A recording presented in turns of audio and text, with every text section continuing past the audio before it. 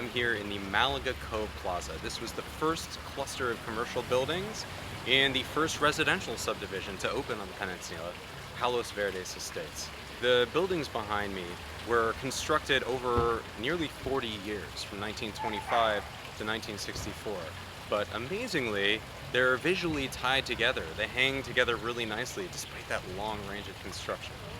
Everything is built in a sort of Mediterranean revival style that fits in really nicely with the surroundings. It's got a very similar climate here to what you'd expect in the Mediterranean.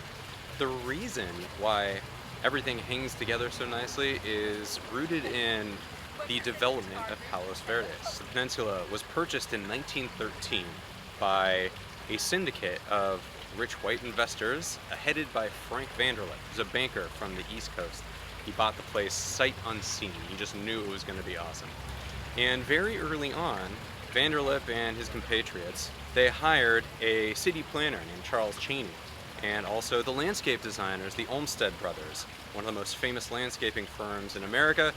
They were entrusted with mapping out the entire peninsula, all 16,000 acres of it. And in the early 20s, 1922, they convened what's called the Art Jury, which is a group of 6 people led by architect Myron Hunt. And it was the Art Jury's job to define how buildings were going to look and to write up rules about how buildings would develop.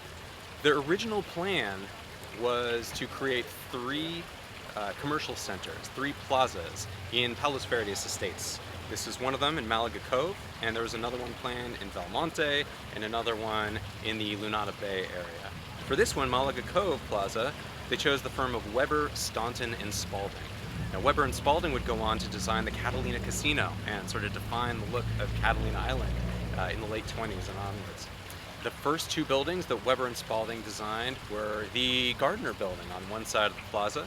It was really the first institutional building here. It housed the post office, it housed an early version of the library, it housed a school, and also a drugstore, a soda fountain. The next building, also in 1925 by the same architects, was the Syndicate Building. And I think one of the early tenants there was the local police department. 5 years later, they built this amazing fountain that's right behind us. This is a 2/3 replica of the Neptune fountain in Bologna, Italy. So unfortunately, that was right around when the Great Depression hit. Between the Great Depression and World War II, there wasn't much of an appetite or resources to continue building. So Malaga Cove Plaza remained just 2 buildings and a fountain for nearly 20 years.